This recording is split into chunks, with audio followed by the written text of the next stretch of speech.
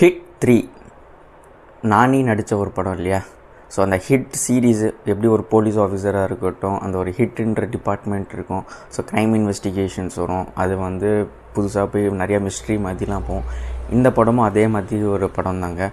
But இந்த படம் உண்மையாக சொல்லணும்னா நானி டாப் நாச்சாக நடிச்சிருந்தார். எப்போவுமே நானியோட படம்லாம் நான் தெலுங்குல மிஸ் பண்ணாமல் பார்த்துருவேன். அது மொக்கையும் நல்லாயிருக்கும். பட் இந்த படம் உண்மையிலே நல்லா இருந்துச்சு. அண்ட் புதுசாக நிறையா ட்ரை பண்ணியிருக்காரு. நிறையா ஃபுல் ஆக்ஷன். அண்ட் இதில் ஆக்ஷனுமே பார்த்திங்கன்னா ரொம்ப வைலன்ஸாக இருந்தது. ரத்தம் தெறிக்க, கை வெட்டுறது, தலை வெட்டுறது எல்லாமே அப்படியே காட்டியிருக்காங்க. சென்சார் படம். இதே தமிழில் விஜய் என்ன பண்ணியிருந்தாங்கன்னா கண்டிப்பாக சென்சார் பண்ணியிருப்பாங்க. பட் இந்த படம் உண்மையிலே சூப்பராக இருந்துச்சுங்க. அண்ட் படம் பார்க்குறப்போ உங்களுக்கு ஒரு சில 2-3 படம் ஞாபகம் வரும். ஒன்று ஸ்குவிட் கேம். ஏன் ஸ்குவிட் கேம் சொல்கிறேன்னு நீங்கள் படத்தை பார்த்து தெரிஞ்சுக்கோங்க. ஒரு கேம் மாதிரிலாம் நடக்கும்.